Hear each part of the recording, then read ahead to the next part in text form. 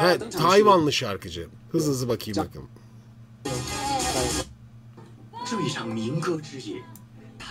Yarışma.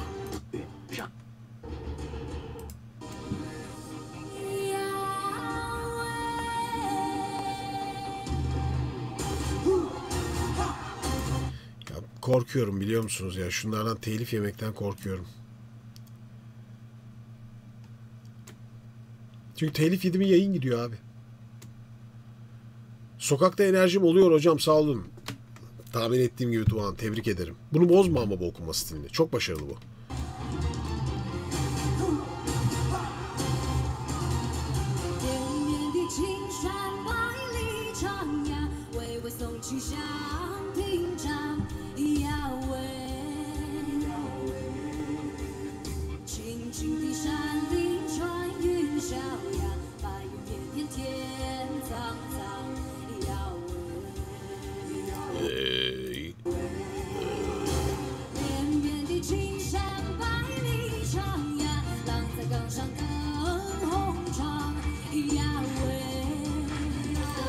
Bu ana kadar tertemiz. Özellikle PES kullanışı harika.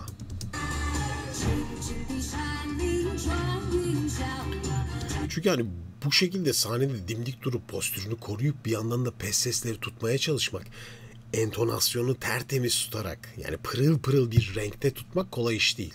Ancak bu zaten belli ki şarkıcının eğitimi var, yani sahne duruşundaki simetriye bakın. Çok çalışılmış bir şey.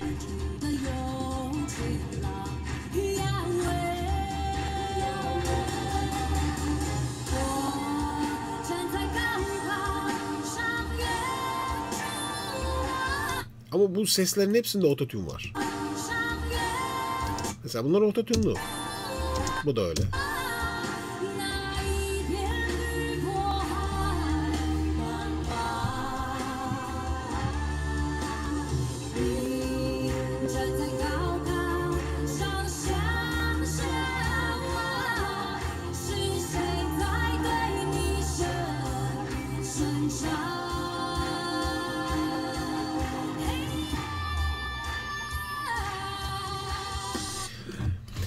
İlginç bir şey söyleyeyim mi Özgün? Çok absürt bir şey. Şimdi mesela bak, batıya doğru gittikçe, Türkiye'nin batısına doğru gidelim, tamam mı? Bulgaristan, işte Avrupa ülkeleri vesaire. Şöyle batıya doğru bir yolculuk yap. Kadın seslerinin ses kullanımları Arnavutluk'tan sonra, bak Arnavutluk'taki şarkıcıların, yani Balkan stilinde buna yakın bir şey var. Kadın seslerinde böyle sert tize çıkma var. Ama daha batıya gittiğin zaman, yani İtalya'sı, Almanya'sı falan, böyle bir noktaya geldiğin anda kafa sesleri, yani operatik seslere geçmeye başlıyoruz. Dikkat et. Kuzeye de çıksan öyle. Ne yaparsan yap ses oluyor. Fakat bizden doğuya gittiğimizde Azerbaycan, daha ileride Hindistan, Çin, nereye gidersen git, tiz sesler, Koreliler dahil kadın seslerinde parıl parıl ve göğüs sesleriyle beslenmiş tam sesler hep. Yani kadın sesleri çok tiz sesleri çıkarmaya meyilliler. Garip bir şey değil mi sence bu? Bence çok ilginç bir şey bu. Bir istisnası var hocam. Mesela ben bunu hiç yollamadım size. Schlager diye bir müzik tarzı var, biliyor musunuz bilmiyorum. Schlager. Güney Schlager, evet, bir müzik türü hocam. Güney Schlager Almanya, işte Avusturya ve İsviçre'de yapılıyor. Kuzey Schlager'de İsveç, Norveç ve Finlandiya'da yapılıyor. Evet. Burada hocam genellikle biraz improvize tadı veren bir müzik ve sesler genellikle çok hızlı yükselip alçalıyor. Bana bir link atman lazım. Link atman lazım. Ama bunu hiç biz yayınlarda konuşmadık. Burada bir istisna olabilir. Çok benziyor çünkü Balkan müziğindeki o tata benziyor. Balkanlara benziyoruz. Yani ama şu da var. Onu da söyleyeyim. Genelde bu tiz sesler, buradaki doğudaki tiz seslerin çoğunluğu batıya doğru gittikçe, özellikle Balkan müziğinde daha çok nodüllü kadın seslerine doğru gitmeye başlıyor bak. Zaten onun zirvesi de İspanya'daki tam flamenco. Tam nodüllü ses. Yani hani özellikle var ya, şöyle bir yolculuk var ya Özgün. Hint Avrupa yolculuğu. Hani bu dil ailesi olarak da birbirine geçen bir tarihi göç rotası aslında.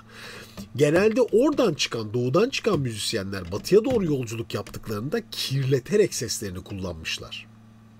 Ama doğuya doğru gittiğin zaman pek kirletme yok. Kadın sesleri parlak ve tizleri çok net. Bu çok ilginç bir hikaye. Bence bunun üzerine çok uzun durmak lazım. Evet. Aynı şey Azerbaycan'da var, Kazakistan'da var. Bak nereye gidersek git, Hindistan'da var. Gördüğün gibi Çin'de var, Tayvan'da var, Kore'de var. Biz bir sürü şey kaydettik. Genelde kafa seslerinin içine sert göğüs seslerini de katıyorlar. Bak aynı renge bakar mısın?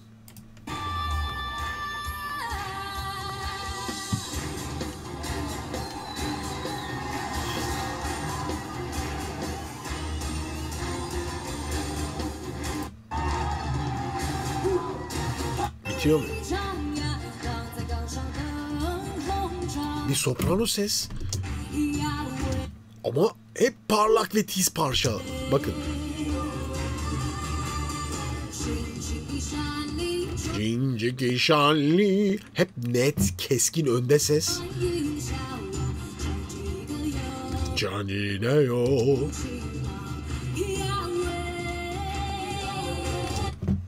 Dikkat edin hep elmacık kemiklerini gösteriyor. Buradaki şarkıcılar da öyle.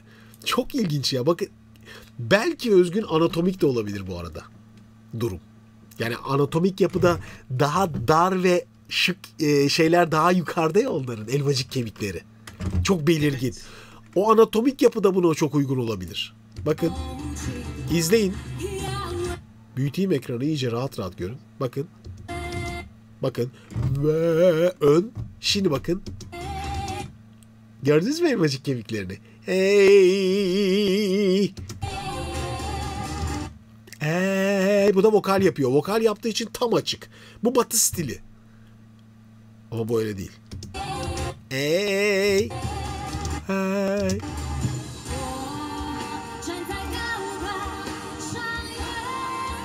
Tizler geliyor. Zaten 50'de gösteriyor ne kadar tize çıkacağını.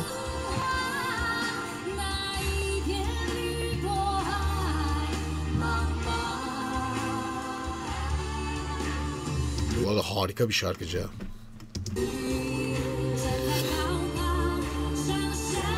Ben onun bir yarışma performansı olduğunu hayal edin bir de yani. Yarışma galiba bu. İnanılmaz. Neymiş bu? Abi bir Türkçe'ye çevirelim bakalım ne diyor. All My Star Wars bölüm 2. Angela Cheng yüksek bir zemin önünde durmak. Şarkının adı da buymuş. Kim bilir ne anlama geliyor. Buyur Özgüncüm. Bir de hocam işte chatten bir shorts attım hocam. Az önce bahsettiğim hemen bakalım. Hemen bakacağım. Süpersin. Hatta bir yandan da açayım bakayım ona. Ben merak ettim şimdi onu. Şu değil mi en son attığım? Shorts olur hocam. Aha. Ama işte bu kafa sesi. Bu kafa sesi. Bu tam değil. Zaten bu erkek.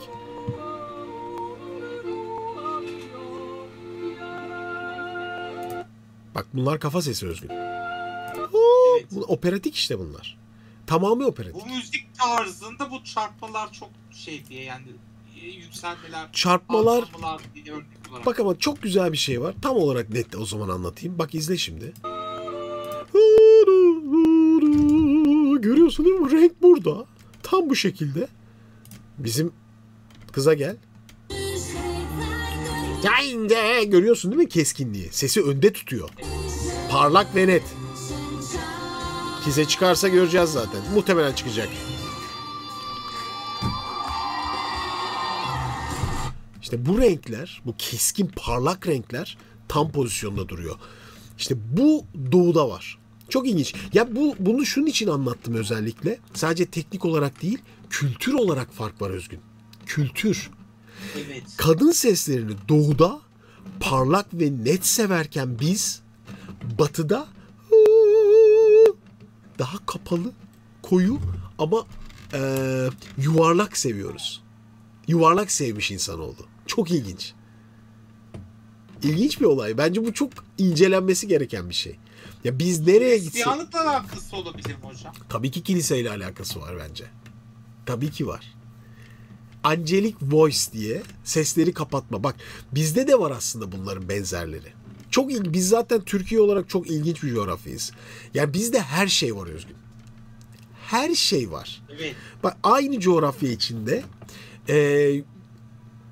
şeye dönelim.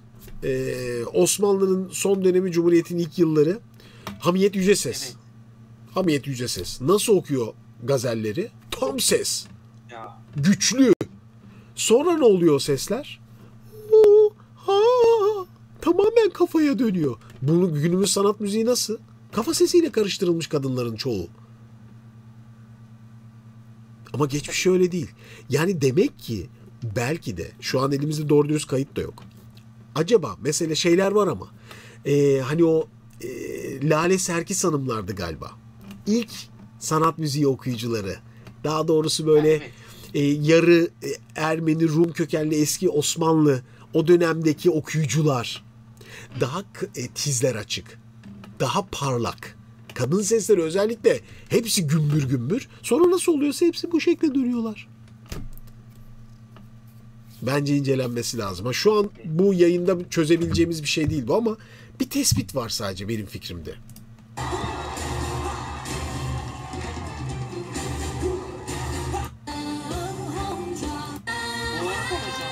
Özellikle bu renkler. Buyur Özgüncüm. Nisa diyor ki hocam, Korelilerde işte elmacık kemikleri belli olanlar iyi şarkı söyler diye bir inanç da varmış. Mümkün. Mümkün. Bunu çok bariz değil mi elmacık kemikleri? Görüyorsunuz değil mi yani? Çizgi roman kahramanı gibi kız. İnanılmaz belli yani.